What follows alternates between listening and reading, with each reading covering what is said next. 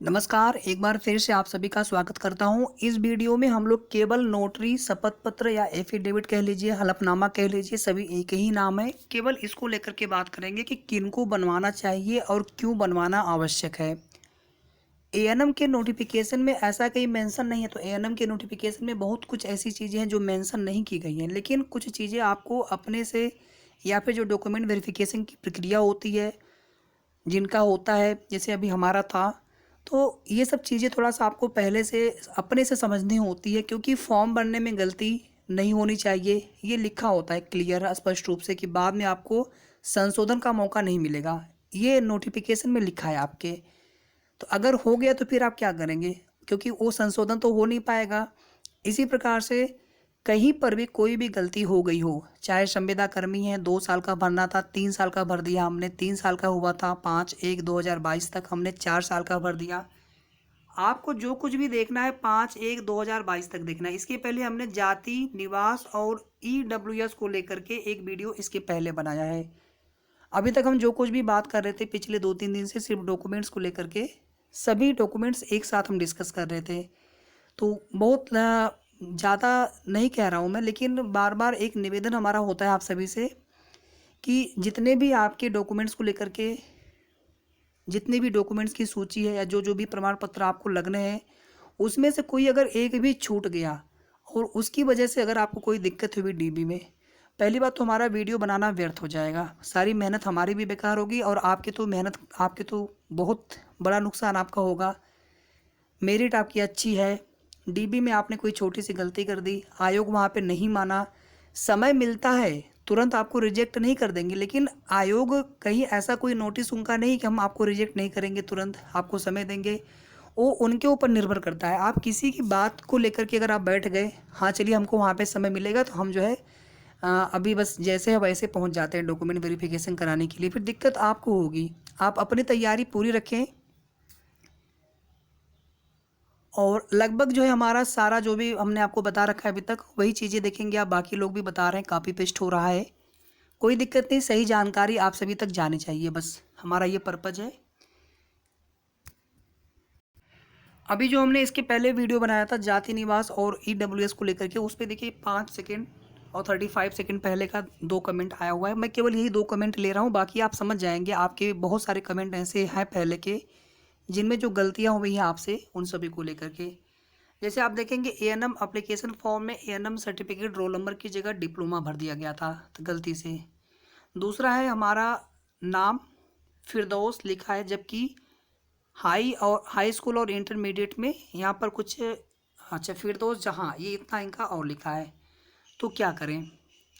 इसके अलावा देखिए और कौन कौन सी गलती आपसे होगी। संविदा कर्मी होंगे, 2 साल की जगह 3 साल भर दिया होगा। जाति निवास में कहीं पर कुछ नाम या पिता के नाम में, सरनेम में, या कहीं और पर ईडब्ल्यूएस है, पति के नाम में सरनेम में कहीं पे कुछ गलती हो गई होगी। बहुत तरह की गलतियां हो सकती हैं। इसी प्रकार से जैसे हमें गवर्नमेंट वाले सेक्शन में टिक नहीं करना था, हमने फॉर्म में टिक कर दिया। संविदा पे टिक नहीं करना था, हमने टिक कर दिया। हमारे पास ईडब्ल्यूएस नहीं था, हमने ईडब्ल्यूएस पे टिक कर दिया। हम जनरल के हैं, हमने ओबीसी पे गलती से वहाँ पे फॉर्म भर दिया।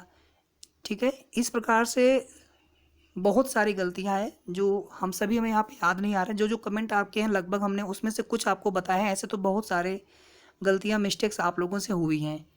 तो एफिडेविट या शपथ पत्र का मतलब ये होता है कि इसमें आपने घोषणा कर दिया है कि हमारा जो भी डॉक्यूमेंट्स, हमारे जो भी डॉक्यूमेंट्स में गलती है हम उसको स्वीकार करते हैं, और उसमें ये होना चाहिए था लेकिन वहाँ पे भूलवश ऐसा हो गया।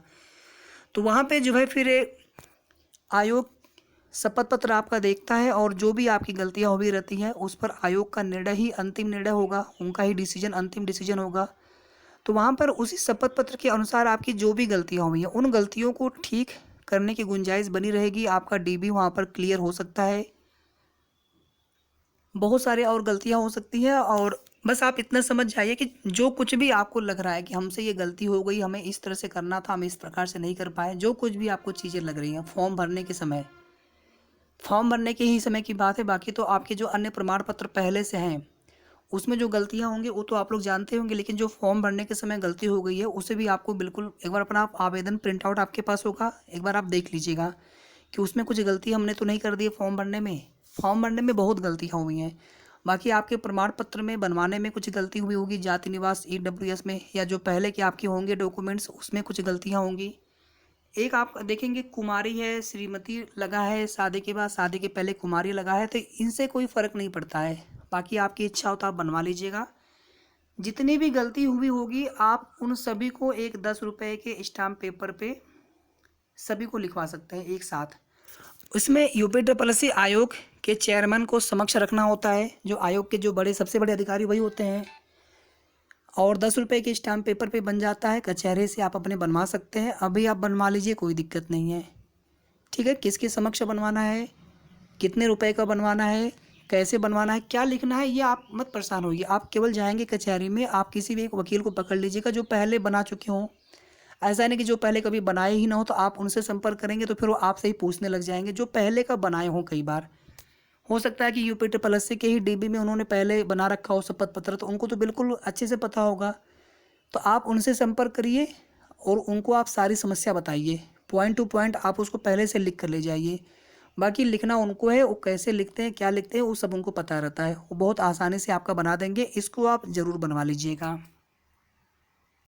और जिनको ये लगता है कि कहीं पर कोई गलती उनसे नहीं हुई है, ना तो फॉर्म भरने में, ना ही उनके प्रमाण पत्रों में कहीं पर कोई गलती है, तो आपको बिना DB की जो नोटिस आएगी आयोग की, या फिर आयोग कोई नोटिस जारी करता है कि नहीं आपको एफिडेविट देना है सेल्फ डिक्लेरेशन का, या फिर किसी अन्य रिलेटेड चीज़ को लेकर के, अगर ऐसा कोई नोटिस नहीं आता है तो फिर इन गलतियों के लिए जिनसे हुई है केवल उनको ये बनवाना है, जिनका सब कुछ सही है आपको नहीं बनवाना है। एक इसमें सवाल आपका और होगा, जैसे हमारा जो जाति प्रमाण पत्र है वो हमने पति पक्ष का बनवा रखा है, पिता पक्ष का नहीं बना है, तो उसमें ANM के नोटिफिकेशन में क्लियर लिखा हुआ है कि आपके पिता पक्ष से निर्गत ही मान्य किया जाएगा। EWS में आय देखी जाती है, इसमें आपका पति पक्ष का चल जाना चाहिए, इसमें दिक्कत नहीं होगी। और जितने भी आपके जाति निवास है ये बहुत ज़्यादा पुराना नहीं होना चाहिए। शादी के बाद निवास बदलता है, जाति तब बदलेगी जब इंटरकास्ट मैरिज हो, तो ये सभी डॉक्यूमेंट्स बहुत पुराने ना हो। लेकिन अगर इसमें आप ये सोचें कि हम सेम कास्ट में शादी की है लेकिन हमारा पिता पक्ष से बना है जाति प्रमाण पत्र, पति पक्ष से, पिता पक्ष से नहीं बन पाया है, तो क्या हम यहाँ पर भी एफिडेविट दे देंगे तो काम चल जाएगा? तो देखिए, इसके लिए मैं बिल्कुल श्योर नहीं हूँ, आप चाहे तो बनवा लें। हमारा सजेशन ये होगा कि आप पिता पक्ष से निर्गत प्रमाण पत्र आप अभी बनवा लीजिए, जाति निवास।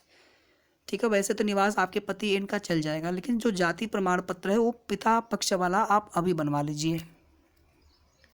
कैसे बनवाना है, कैसे आँखें लगती है, इसको लेकर के अभी इसके पहले हमने एक वीडियो बनाया जाति निवास और EWS को लेकर के, आप वो वीडियो जा कर के ज़रूर देख लीजिएगा। वीडियो को आप सभी लाइक करके शेयर ज़रूर कर दिया करें ताकि सभी तक सही इन्फॉर्मेशन पहुँचे। साथ ही साथ अगर अभी तक आपने चैनल को सब्सक्राइब ना किया हो तो सब्सक्राइब आप तुरंत कर लीजिए। हमारे चैनल के माध्यम से आपको सही और ऑथेंटिक जानकारी और जो भी लेटेस्ट अपडेट होती है सीधे आयोग की, वो आपको बताई जाती है। धन्यवाद।